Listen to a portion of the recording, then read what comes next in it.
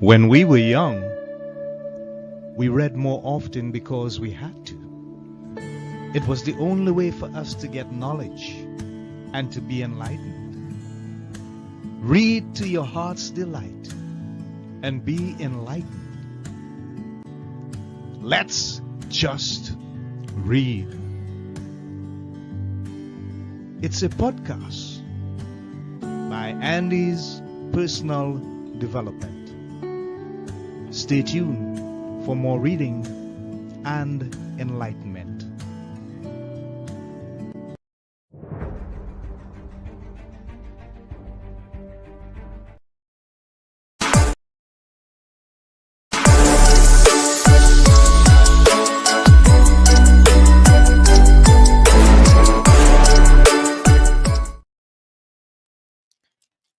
Hi, people. This is Andy of Andy's Personal Development, and we are live on Let's Just Read podcast platform.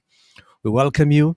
And for those of you who are going to be live with us and those who will be seeing this podcast as it is played later on all the social media platforms, we thank you for your continued commitment and support in making Let's Just Read a positive and impactful episode right here on Andy's Personal Development.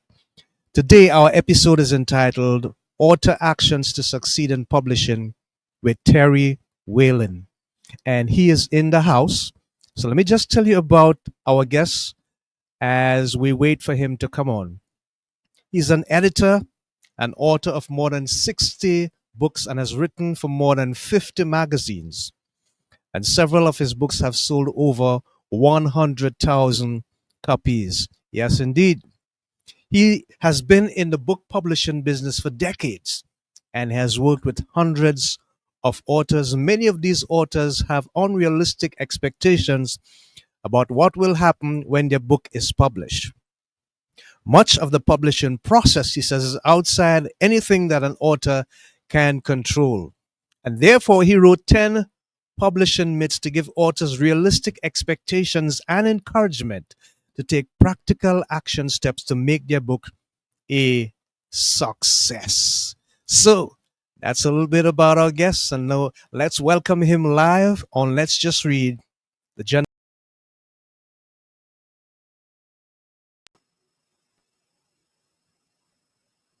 There we are. Hello, Andy. Hey, hello, Terry. It's nice to see you, and we appreciate you and you taking the time to be with us. I appreciate the opportunity. Thank you very much. Wonderful. I suspect that we're going to have some fun in giving this information that is so vital and necessary at this time.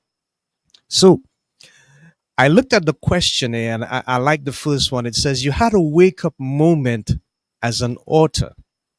Can you define in your own words what that means and exactly what happened so that now you have mastered the process of publishing? Well, I don't know that I've mastered anything, Andy. I'm still learning about this business every day. But We all are. We all are. We all are. yeah, in 2007, I was a literary agent. I had a little literary agency in Arizona, and Mark Victor Hansen, the co-author on Chicken Soup for the Soul, had this event out in Los Angeles called Mega Book Marketing University. And he invited me to come and take pitches from authors while I was out there.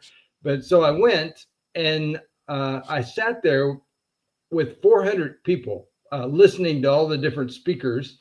And at that point in my life, Andy, I'd written about 50 books for traditional publishers. They were giving me advances. Two of the books I wrote got six-figure advances, actually. So publishers were getting my books out. They were pretty books in the bookstore, all that kind of thing. But my books weren't selling. And what happens is the publisher, when you get an advance, will send you a royalty statement a couple times a year, maybe once a year. And when I was getting mine, they were all in the negative category. I wasn't making any more money because my books weren't selling in the bookstore.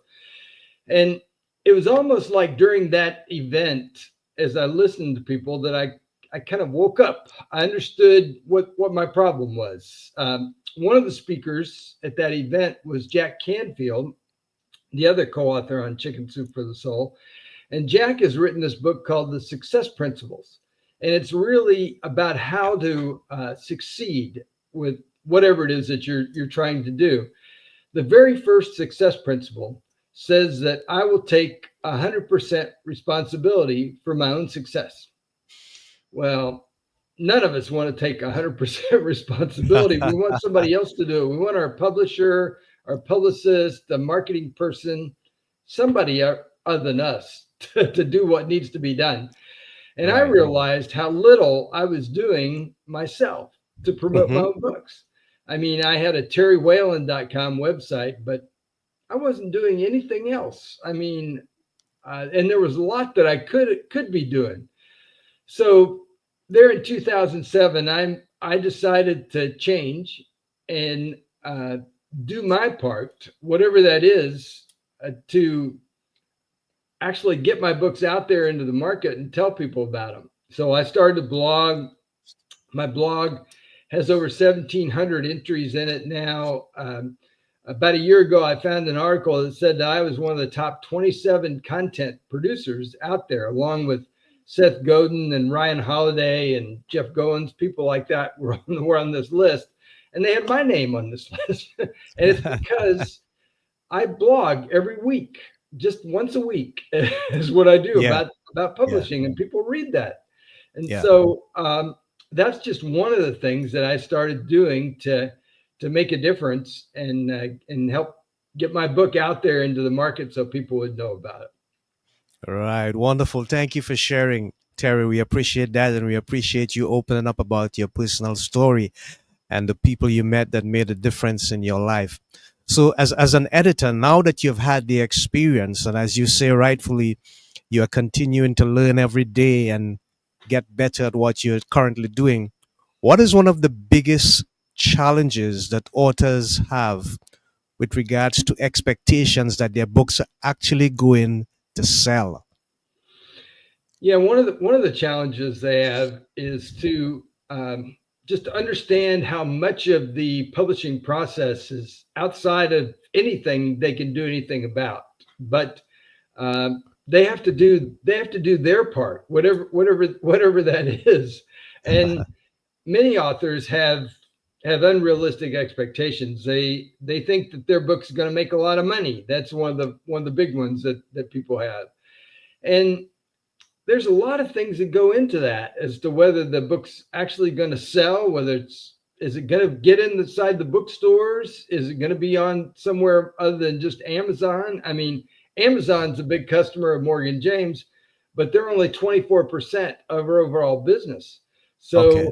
So the way I look at it is if you publish with Amazon, you're missing 76% of what we do for the book out there. I mean, we sell in brick and mortar bookstores, we sell at Target, all kinds of places we're selling books out there.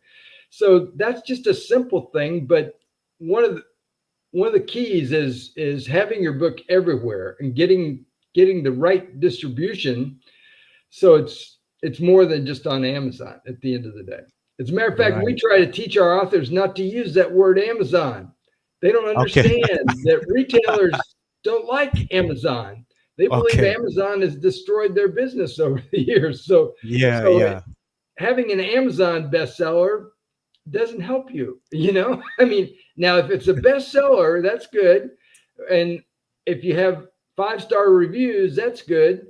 But it doesn't matter really that you have 100 Amazon reviews. Wow. Yeah. Yeah. Yeah. Wow. I get that. That's a bit of an eye opener, I suppose. Wow. Thank you for sharing, Terry. Thank you. We appreciate that. So, with regards to the basic advice that you would give a budding author or writer about the proper processes and steps that he or she should take, which is the one thing that you would tell them that they absolutely must do? Well, there's a lot of different things, but the one of the basics that I have found is that they really need to write a book proposal, which is a business plan for their book. Even if Yeah. they self-publish, they still need that information in that book proposal, like who's their audience, who's their competition, what are they going to do to, to promote the book, Yeah. uh, just all why should they publish it more than anybody else. All those kind of details are in this book proposal. Now I freely admit it's a lot of work to write a book proposal, but it's an important part of the process, whether you're writing fiction or a children's book or nonfiction or a faith book or whatever it is that you're doing. So, as a frustrated editor years ago, I wasn't getting the kind of submissions from authors that I really wanted. So, I wrote this book called Book Proposals That Sell 21 Secrets to Speed Your Success. And people have used that book to get a literary agent, get a $50,000 advance. All kinds of great things have happened from that book. It has over 150 five-star reviews out there, and people can actually get that book for free from me, the ebook, if they go to bookproposals.ws, Hmm. bookproposals.ws That for website, WS. and Yeah. you can get the ebook version of the book and learn what in the world goes in a book proposal at the end of the day. Yeah. Wonderful. Wonderful. So, what prompted you to write 10 publishing myths?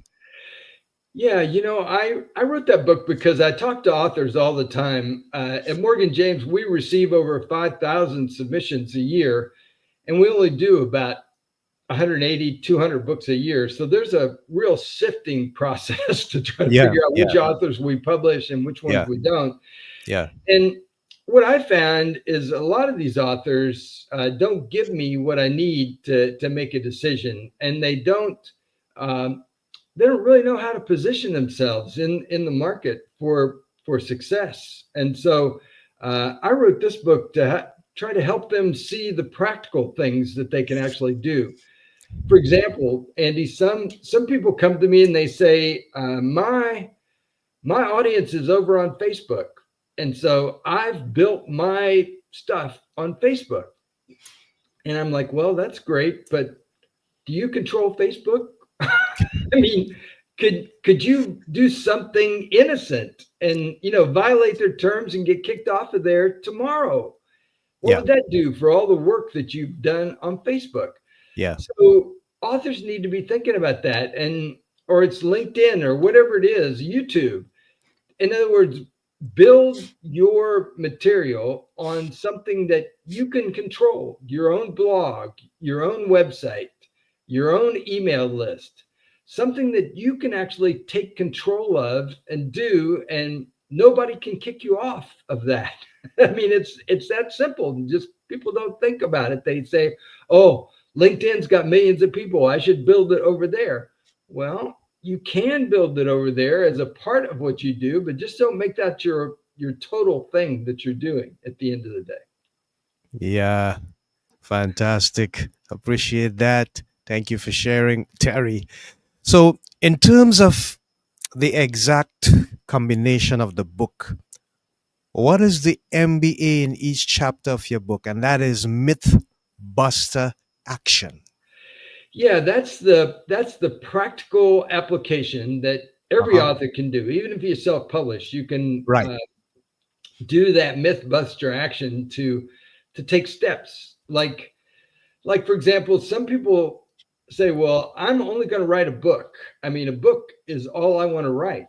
Well, in the book publishing business, Andy, if you sell 5,000 copies of your book in the lifetime of the book, that's a really good number. I mean, that's Yeah. that's fantastic that you've done that. Mhm. But there's another area that you should be also writing in as well. And I encourage people in the book to write for magazines, print Mhm. magazines, Mhm. because print magazines have a far greater circulation than 5,000 copies. You can Right. often get to 100,000 people, 200,000, half a million people in a magazine. And at the bottom of the magazine has your name and your little website address where you're going to send people. Well, that's far greater exposure doing that than writing a 50 to 100,000 word book. And a magazine article is maybe 500 to 1,500 words.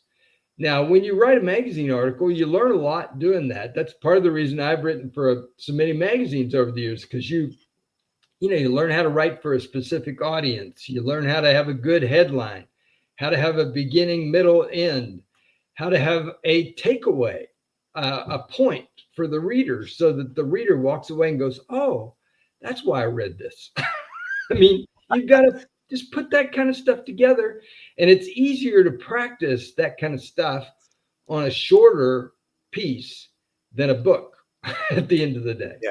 Yeah. Yeah. So Terry, is there an 11th myth? And if there is, what it is all about?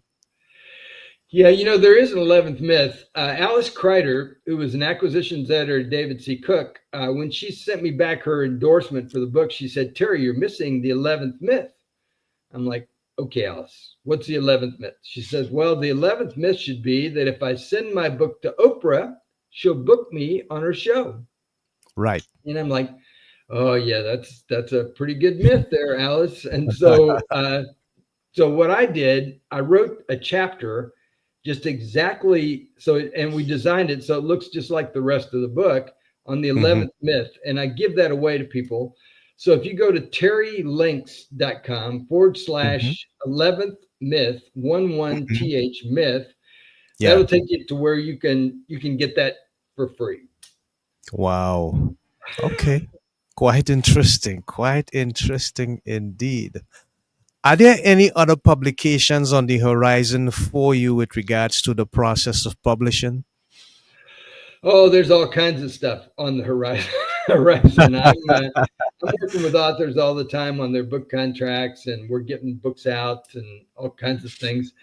I actually finished another manuscript last Saturday, actually, that I'm doing for an old ministry. It started in 1939, called Back to the Bible. Okay. We're still working on the final title of this book, but it's 90 devotionals that I wrote about Okay. biblical characters and Hmm. how they made a change or a turning point in their life. So I just managed to get my manuscript together on Saturday and send that off to my editor. So that book's coming ahead. It's going to be in early next year. It's going to come out. Yeah, something to look forward to. Indeed, indeed. All right. So, Terry, with regards to young budding authors, I know you spoke about having your own platform and not being too dependent on the social media platforms, the LinkedIn and the Facebook platforms, but how would you guide them to set up a blog that would create the right kind of branding and attract the right kind of audience, as well as a personalized website that would take the full responsibility of doing so much more with regards to the level of control that they can have over what goes out there and how people respond to it? Well, there's a lot of different tools to build your website. People that can help you to make a website, make a blog, all in one type of platform there. So I don't have a particular place to send Okay. people, but uh, just just be wise about how you do it and how you put it together, and put it in a way that you have control over it. I mean, years ago when I built my terrywhalin.com website, I hired a website designer, but I quickly learned that anytime I had to update that website, I had to go back to that designer and pay Yeah. that Yeah. designer to change some images and stuff. So Hmm. I I learned how to do it myself so that I Ah, could I could fix it if it yeah. needed to be fixed, and I didn't have to pay somebody. So just just think about practical things like that as you put it together. You can really do it out there. It's just a matter of deciding to do it and then consistently doing it at the end of the day. Yeah. Wonderful. How would you encourage a young author to manage the level of passion that they have and don't exceed in their minds, maybe in terms of their imagination, the level of expectations that they have for success, because some people have really large goals and large dreams. But as you rightly said, Terry, there's a process that's involved. And unless they understand and apply the different steps of the process, they can really get lost or caught up in the term and not the reality of what the term represents. So, how Yeah. would you help them to control that level of passion and to sort of bring down, measure, or have an open door with regards to the level of success that they should anticipate? Well, I think they should celebrate that passion for one thing, because their Yeah, passion is what's going to get them up every day and encourage them to move forward. But uh, knock on as many doors as you can, I guess is what I'd say. yeah, Um, you're just basically looking for the open doors, and I believe we live in an amazing time in history when uh, I heard Marcus Duhay, who just stepped back from being the chief executive officer at Penguin Random House, the biggest publisher in the world. He said that we live in the greatest time in human history since Gutenberg invented the printing press. And I believe that's true. I mean, there's amazing things that are happening around the world, but you as the author have to enter into that process. You have to connect with the right person. You have to pitch your stuff to them in a way that they go, "Oh, yeah, I yeah, want that stuff." And yeah, so, and if they don't react that way, then take a step back and figure out how to rework it so that they do have that. I mean, those of us that are in publishing, we can basically look at your submission in seconds, and figure out if it's going to be the right thing for us or not. So, but there's lots of people out there. So just find the right one for you. Maybe your connection's on LinkedIn. I mean, I'd love to connect with people. They can just search for my name and connect with me on LinkedIn.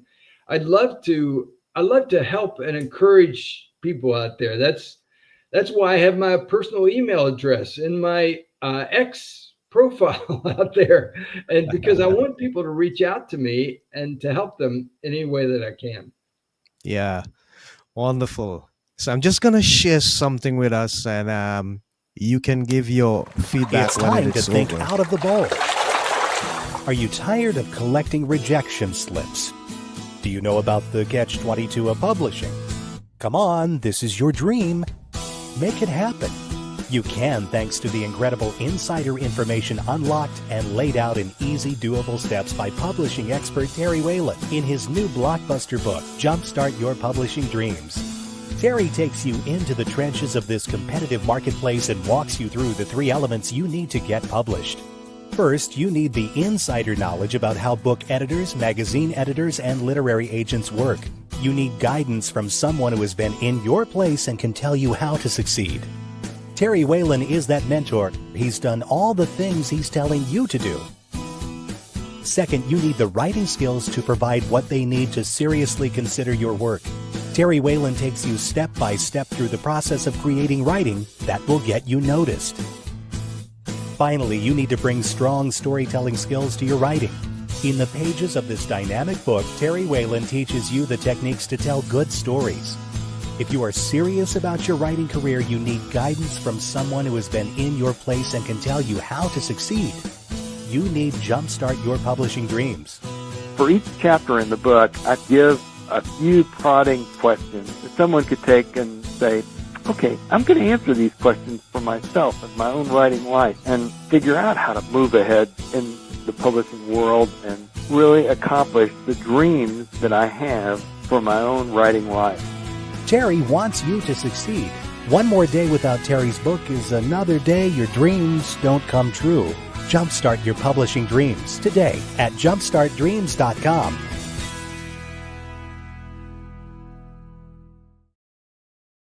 Terry, that is so comprehensive. It does not miss out anything. It covers every aspect, I think, of what people need to really understand about the process. But what stands out to me is being able to tell a story. How critical is that to the success? Well, it's very critical because stories are what we remember at the end of the day. We remember those stories, and a good story has to have a beginning, middle, and end, just like a magazine article. You've got to think about that and how you're going to put that together. Um, when I was a magazine editor, I worked for Billy Graham years ago at Decision Magazine.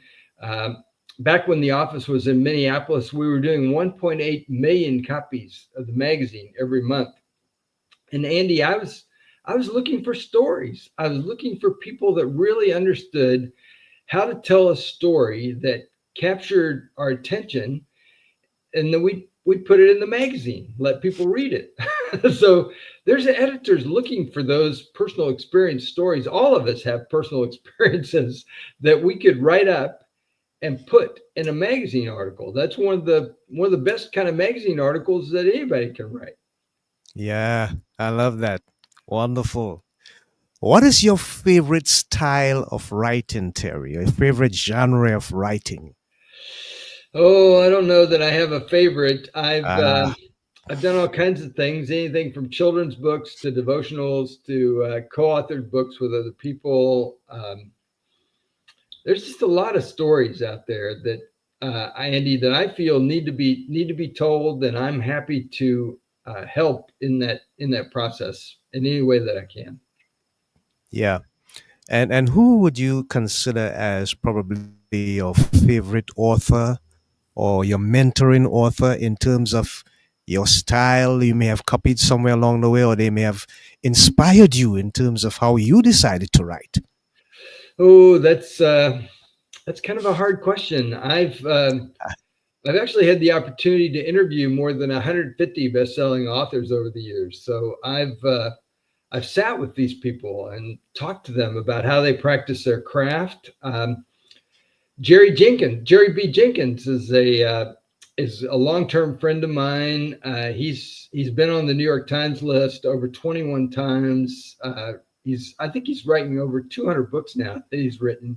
But one of his books, Left Behind, has sold over 60 million copies. But Jerry's got this amazing ability to tell stories that grip people, and he's still at it, still doing it, and so he would be probably one that comes to mind as a mentor of mine.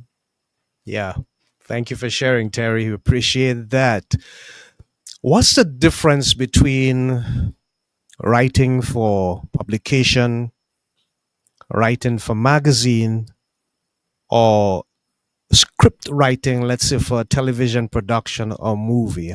How do these differ? Well, I haven't done a lot of TV movie script writing, but I've done some radio work, and each of these have their own kind of format and system of what they expect. So just use Google, use YouTube, try to figure out what the format is that they expect, and then send them what they need at the end of the day. I mean, with all the streaming and movie things that are going out there in television and movie, there's great opportunity there, which wasn't there a few years ago, but it's there now to have those opportunities. So I just encourage you to gravitate whatever it is that you want to, but realize that uh, you've only got one chance to make a good first impression when you send your material to somebody. So really polish it up and make sure that that's the right stuff that you're sending off to that person that you're reaching out to. Yeah. So fundamentally, how long does the proper editing process takes place in terms of you being able to go through the stuff and come to the final conclusion that okay, it's now ready, it's time to go out, let's hit the print, let's put it out there? How long does that entire process actually take? There's not just a standard. It's different for every book and Ah, every yeah, author and yeah, every yeah, process. yeah, But yeah, in general, in the traditional world, it usually takes 18 to 24 months before once they contract a book before it actually comes out. So it's a long process in that. At Morgan James, we're a little quicker. You can have books from us in about 3 months, and we get them in the bookstores in about 9 months. We're selling our books into 98% of the bookstores in North America, including the brick and mortar stores. We've been doing this for about 20 years, sold 25 million books. I mean, there's a lot of stuff happening on the yeah, on the New York publishing side at Morgan James that I'm involved in to a degree. I'm one of the people that find these books that we publish. yeah. Thank you for sharing, Terry. So while all of that is happening, what is the author supposed to do in terms of how can he or she help with the actual promotion? Is there anything that they should be doing in terms of reaching out to their social media list, their email list, or the people that they know, stuff like that? Yeah, all those things, and that's part of why I'm active on social media. I post 12, 15 times a day. I developed a system though, so I don't spend hours and hours of my Yeah, time over there. But yeah, I have a yeah, I have a system. I have an email list. Pre-sales are important for books, so we encourage our authors to encourage their audience rather to pre-order the book because those pre-sales really matter. I mean, we figured out at Morgan James, for example, because we know the leaders of those key accounts. Uh, the key account of Barnes and Nobles, for example, has told us that if we can get our authors to get their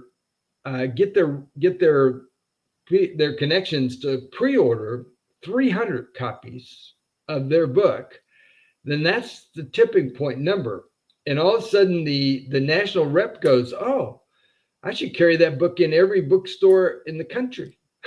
And so that's a good goal for you as an author during that time to be sending people over to barnesandnobles.com to pre-order your book, because if you get 300 of those, your book's going to be everywhere. It's going to be in all those bookstores, which would be great. yeah. I did some work recently with Christina Lakiani and also with Phoebe Trotman. Um, they are authors and entrepreneurs, and one of the things that they asked me to do was to create the opportunity for my audience to get attuned and accustomed with their books before it was actually put out, and all the pre-ordering processes went in some ways through some of my platforms because I had a window to the souls of some people that might have been interested in their publication. So that is also a tool that I am aware of that has been used. So thank you so much for sharing, Terry. We have a like, a thumbs up for you. Somebody in the audience send that for whatever reason. Fantastic.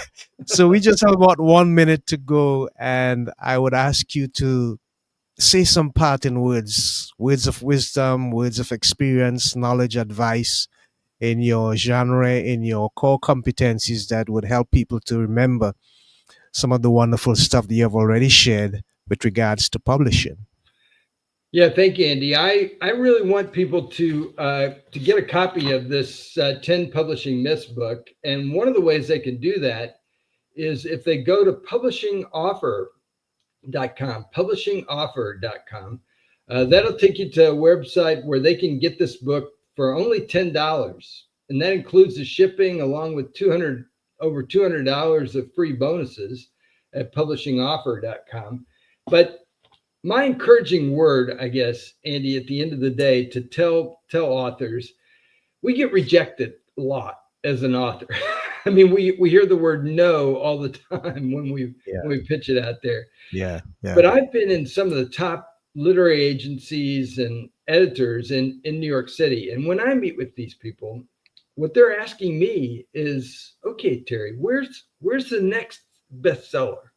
Where's the next book that's going to be on the bestseller list? Where's the next Joel Osteen? Where's the next Rick Warren, Purpose Driven Life? Where's the next Left Behind book? And what I learned from that is that these guys may be saying no to you. They may be saying their list is full. They may be saying that they can't take you on, all those kinds of things. But know that they're reading. They're reading. They're looking for that diamond in the rough. All of us are. And so if we can help you in that process, don't hesitate to reach out to us to see if we can help you. Wonderful. Thank you. You have been an engaging and informative guest, Terry Whalin. We thank you so much for being with us. And folks, remember the important aspect of this program is to ensure that we read for enlightenment, for purpose, for wisdom, for knowledge, and for understanding. Key factors to us having a better life in terms of the quality of life that we live. And our guest has just added some nuggets to that process. So we thank him so much. So there's this information there with regards to his social media platforms and all the other stuff that he has shared with us with regards to how we can get in contact with him. And also the book, The 10 Myths of Publishing. So we thank you so much, Terry, and we thank all those who have made this possible and your support from the audience as you continue to go forward. Remember to read for enlightenment, read for purpose, and for understanding. Until next time, we say so long, Godspeed, God bless. Bye for now. All the best, guys. Thank you, Andy. You're welcome.